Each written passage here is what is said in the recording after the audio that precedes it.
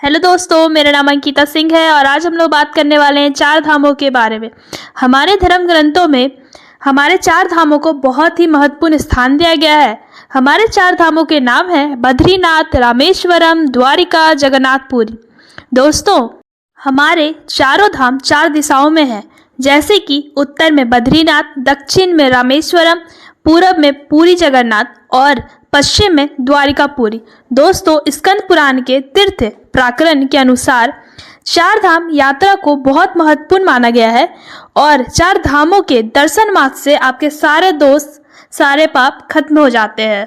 पर चार धाम की यात्रा शुरू कैसे करनी है, आइए इस प्रश्न का उत्तर भी मैं आपको बताती हूँ। दोस्तों, यात्रा की शुरुआत सबसे पहले यमुनोत्री से होती है। श्रद्धालु सबसे पहले यमुनोत्री जाते हैं और वहाँ यमुना के पावन और पवित्र जल को कलश में भरते हैं। उसके बाद वह गंगोत्री की ओर आगे बढ़ते हैं। गंगोत्री में पावन जल भरने के बाद यमुना और गंगा नदी के जल को लेकर केदार की ओर बढ़ते हैं। दोस्तों, केदार यानी केदारनाथ की ओर बढ़ते हैं। दोस्तों, प्राचीन समय में ही ये चार धाम तीर्थ के रूप में मान्य थे और इनके महत्व का प्रचार जगत गुरु शंकराचार्य जी ने करवाया था। ग्रंथों के अनुसार प्राचीन तीर्थ स्थलों पर जाने के से पौराणिक ज्ञान बढ़ता है, देवी देवताओं से जुड़ी कथाएं, परंपराएं मालूम होती हैं, प्राचीन संस्कृति को जानने का मौका मिलता है। दोस्तों, मंदिर में के पंडित और आस पड़ोस के लोगों से मिलने का मौका मिलता है, जिससे अगल बगल के रीति रिवाज के बारे में भी हमें जानने को मिलता है। भगवान और भक्त से जुड़ी मान्यताओं की जानकारी मिलती है, जिसका लाभ दैनिक जीवन की पूजा में मिलता है। दोस्तों, इसलिए चार धामों को अलग अलग दिशाओं में बांटा गया है कि लोग चारों धाम की यात्रा और चार तरह के लोगों से मिलकर उनके भी रीति रिवाज को जान सके। दोस्तों, भारत का पहला धाम बद्रीनाथ धाम है, जो उत्तराखंड में है। दोस्तों, इस तस्वीर में आप चारों धाम के दर्शन कर सकते हैं। देखिए, हमारा भारत देश कितना अनोखा है, जहाँ पे अन्य बहुत से मंदिर हैं, पर ये चार धाम बहुत ही महत्वपूर्ण है हमारे ग्रंथों के लिए, हमारे लिए। ये मैं आपको आगे बताती हूँ कि हमारे पहले तीर्थ बद्रीनाथ के रूप में भगवान विष्णु को समर्पित है। यह अलकनंदा नदी के किनारे बसा है। माना जाता है कि इसकी स्थापना मर्यादा पुरुषोत्तम श्री राम ने की थी। इस मंदिर में नर नारायण की पूजा होती है और अखंड दीप जलता है, जो कि अचल ज्ञान ज्योति का प्रतीक है।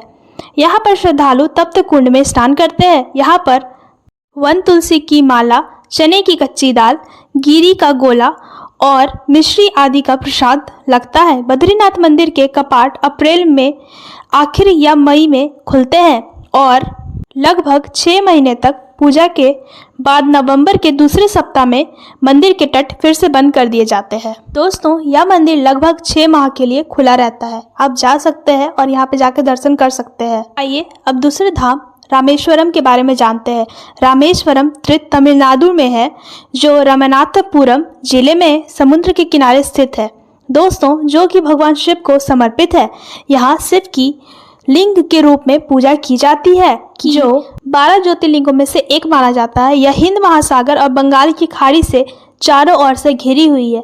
एक सुंदर शंख आकार दीप माना जाता है कि भगवान राम ने ही रामेश्वरम शिवलिंग की स्थापना की थी। दोस्तों, यहाँ पे माता सती ने यहीं पर, इसी स्थान पर श्री राम की माता सीता के रूप में आकर परीक्षा भी लेनी चाहिए थी, पर श्री राम ने उन्हें माता सती के रूप में पहचान लिया था। दोस्तों, रामेश्वरम का यह मंदिर बहुत ही अनोखा और बहुत ही प्रसिद्ध मंदिर है। दोस्तों, आइए अब चलते हैं तीसरे धाम की ओर, जो है जगन्नाथपुरी, जो पूरी तरह से विष्णु भगवान को समर्पित है। दोस्तों, यह विष्णु भगवान के ही रूप श्री कृष्ण को समर्पित है। यहाँ पे श्री कृष्ण की भगवान जगन्नाथ के रूप में पूजा की जाती है। इस मंदिर में 3 मुख्य देवता हैं, जो हैं भगवान जगन्नाथ, उनके बड़े भाई बलभद्र और बहन सुभद्रा। ये तीर्थ पुण्यों में बताई गई है, 7 पवित्र पुण्यों में बताई गई है। दोस्तों, आपको पता है कि यहाँ पर साल में एक बार रथ यात्रा निकलती है, जिसमें भगवान स्वयं रथ में सवार होकर पूरे नगर का भ्रमण करते हैं। और दोस्तों, ऐसी मान्यता है कि अगर आप 3 बार पुरी के दर्शन कर लेंगे तो आपको ऐसे ही मोक्ष मिल जाएगा और स्वर्ग द्वार कहीं और नहीं, पुरी में ही पाया जाता है। आइए अब देखते हैं द्वारकाधीश यानी कि द्वारकापुरी के बारे में। दोस्तों, द्वारकापुरी गुजरात में है। इस नगर की धार्मिक, पौराणिक एवं ऐतिहासिक महत्व बहुत सारी हैं। ऐसी मान्यता है कि मथुरा छोड़ने के बाद अपने परिजनों एवं यादव वंश की रक्षा हेतु भगवान श्री कृष्ण ने अपने बड़े भाई के साथ तथा यादव वंशियों ने साथ मिलकर द्वारकापुरी की स्थापना की थी।